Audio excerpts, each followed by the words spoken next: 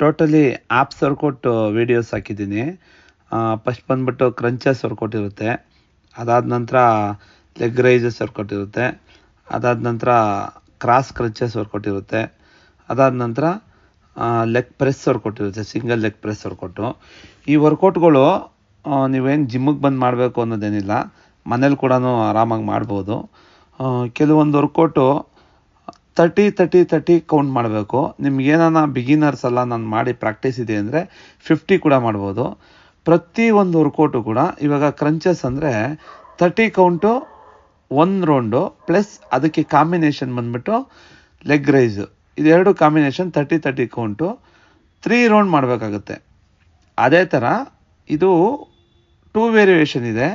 ಇದು leg rice ಮತ್ತು ಕ್ರಂಚಸ್ಸು ಇದೊಂದು ಬಂದು ಒಂದು ವೇರಿಯೇಷನ್ ಆದರೆ, ಕ್ರಾಸ್ ಲೆಗ್ ಪ್ರೆಸ್ಸು ಮತ್ತು ಸಿಂಗಲ್ ಲೆಗ್ ಪ್ರೆಸ್ಸು ಅದು ಬಂದ್ಬಿಟ್ಟು ಎರಡನೇ ವೇರಿಯೇಷನ್ನು, ಅದು ಕೂಡ 30 ಕೌಂಟ್ ಬರಬೇಕಾಗತ್ತೆ.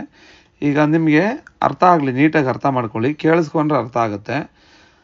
ಒಂದು ಸೆಟ್ ಅಂತಾರೆ ಇದನ್ನು, ಎರಡು ಸೇರಿಸಿದ್ರೆ ಒಂದು ಸೆಟ್ಟು. ಅಪ್ಪರ್ ಬಾಡಿ ಆ್ಯಪ್ಸು ಮತ್ತು ಲೋವರ್ ಬಾಡಿ ಆ್ಯಪ್ಸು ಎರಡು ಸೇರಿಸಿದ್ರೆ ಒಂದು set. Upper body abs 30 count ಮತ್ತು lower body abs 30 count 1/1 plus 30 ಅಲ್ಲಿಗೆ 3 ಕೌಂಟ್ ಬರಬೇಕು. ಅದೇ ಥರ ಎರಡನೇದು ಅಪ್ಪರ್ ಬಾಡಿ ಆ್ಯಪ್ಸು ಮತ್ತು ಲೋವರ್ ಬಾಡಿ ಆ್ಯಪ್ಸು ಎರಡೂ ಸೇರಿಸಿ 30 ಅದು ಕೂಡ 3 ಕೌಂಟ್ ಬರಬೇಕು. ಅವಾಗ ಬಂದು ನಿಮ್ಗೆ ಕರೆಕ್ಟಾಗಿ ಒಂದು ಪೊಸಿಷನ್ ನೀಟಾಗಿ ಬರುತ್ತೆ.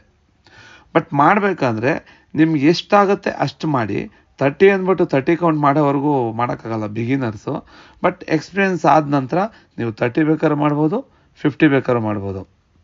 ಬಟ್ ಮಾಡೋ ವಿಧಾನ ನೀಟಾಗಿರಲಿ, ಕ್ಲೀನಾಗಿ ಪ್ರೆಸ್ ಆಗಬೇಕದು. ನೀವು ಅರ್ಧಂಬರ್ಧ ಮಾಡಿದ್ರೆ ಪರ್ಫೆಕ್ಟ್ ಬರೋಲ್ಲ ಅದು ವರ್ಕೌಟು.